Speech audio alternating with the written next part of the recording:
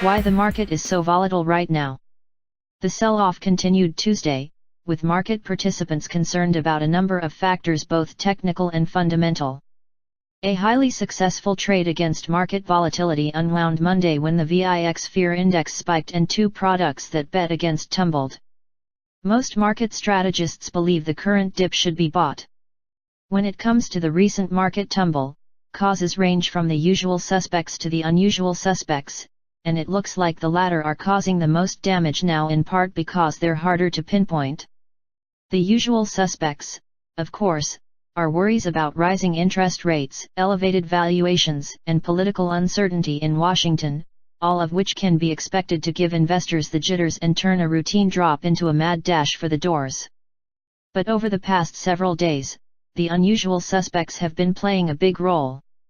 They are focused mostly on market structure and the arcane world of securities that actually trade, not on the fundamentals themselves but rather the market's reaction to them. The world of volatility. These are the volatility-related funds and notes that have populated the world of exchange-traded products. They move up and down, often in reverse with the market. The most well-known is the VIX, the CBOE Volatility Index that is pegged to S&P 500 options, a product also known as the fear gauge. Over the years, VIX trading has gotten so popular that it's spawned a whole line of other products that trade on movements of the VIX itself. Two of these took focus Monday during a wacky day that saw the Dow Industrials tumble nearly 1,600 points late in the session before finishing down 1,175 for the day. These are the Velocity Shares Daily Inverse VIX Short-Term Exchange Traded Note and the ProShares Short VIX Short-Term Futures Exchange Traded Fund. Without getting into all the ins and outs of how these two work, suffice to know that when the VIX rises, these products fall and vice versa. Collectively, this group is known as short vol funds, which means that they are betting against market volatility and on the calm that has pervaded over the past year or so. They've been hugely profitable, collectively returning 180% in 2017, but fell apart Monday when the VIX spiked. Nick Colas, co-founder of DataTrek Research and an expert on exchange-traded products, provided this explanation of the day's action in his daily report Tuesday. After the close, 14 and SVXY gapped down 80% from their 4 p.m. closing price on heavy volume. The returns are supposed to be 1:1 for those moves.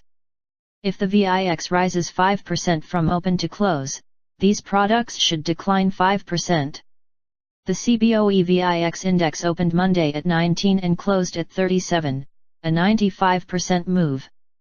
You can see the problem here, a 1:1 relationship between the asset values for 14 and SVXY versus the underlying VIX index doesn't leave much value for tomorrow. As of Friday morning, these two funds had combined assets under management of $3.2 billion. They were also among the most heavily traded symbols at Fidelity's retail website Monday, with buys outnumbering sells by over 2 to 1. In addition, over the last year they were popular with hedge funds as an easy way to short volatility. Their returns in 2017 were plus 180%. No, that's not a typo. The upshot, this development could well be why the VIX doubled Monday and equities took it on the chin. In a market already up to its eyeballs with fundamental questions of valuation and interest rate uncertainty, seeing $3 billion of value evaporate is no one's idea of a good thing. Who owns these assets today? How will volatility trade tomorrow on any unwind? What other volatility products are at risk? These are important questions to ask. Peter Bukvar, Chief Investment Officer at Bleakley Advisory Group, declared Tuesday morning that Monday was the day the short volatility trade died. One more unusual suspect, the specter of another flash crash that sent the Dow spiraling after 2:40 or so Monday.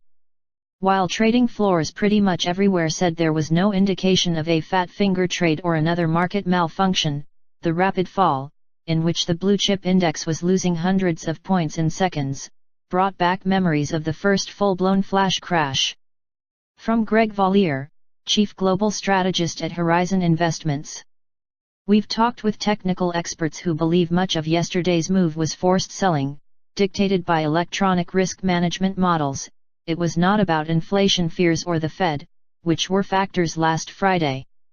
The panicky selling yesterday sent S&P bid/offer spreads as wide as $50, typically they are $1 or less, and there were times when prices simply weren't quoted, a phenomenon not seen since the flash crash on May 6, 2010. Now, on to the usual suspects. Disconnected from fundamentals. While worries about rising rates and a tightening Fed are very real, they come at a time when the economy is moving along at a nice clip.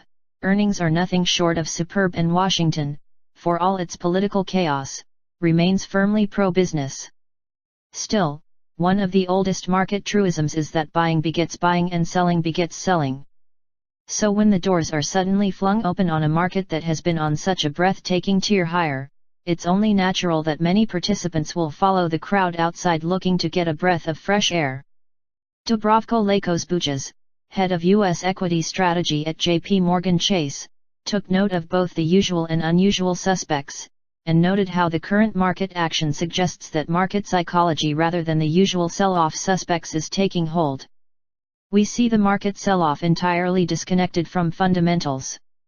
While the sharp rise in volatility may contribute to further outflows from systematic strategies in the short term, we believe fundamentals should ultimately prevail as companies continue to deliver double-digit earnings growth on U.S. tax catalyst, global synchronized growth, and weaker dollar. Also, we expect a ramp-up in shareholder return to provide support for equity prices. Indeed, Lakosbujas is just one of multiple Wall Street strategists telling clients that this dip is very viable as valuations suddenly have gotten at least closer to historical norms and the rest of the backdrop remains supportive. Lori Calvasina, head of U.S. equity strategy at RBC Capital Markets, pointed out that in the post-financial crisis era, big market DIPs have almost always served as solid opportunities to put together a list and go shopping. She noted that a pullback may have been overdue because nervousness had been building for the past few weeks. While the sharp decline in the S&P 500 on Monday was unnerving, it is important to keep in mind that these kinds of moves have tended to be buying opportunities in the post-financial crisis era. By our count, the S&P 500 has experienced one-day drops of 3% or more 15 times since 2010. These drops have often occurred in the context of choppy equity market conditions in the short term. But 6 months later, the index has been meaningfully higher the vast majority of the time, with a median gain of 12%. Still high on the list of the usual suspects, however, is the Fed. The central bank is watching inflation developments closely.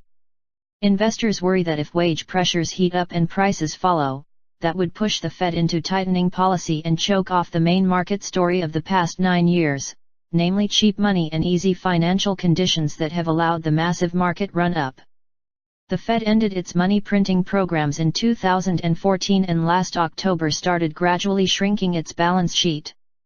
Yet for all the talk of tightening, the $4.2 trillion portion of the Fed's bond portfolio that consists of treasuries and mortgage-backed securities has declined just $15.6 billion since October. Bookvar, though, said the Fed's credibility as perpetual bubble blowers is now about to be tested again.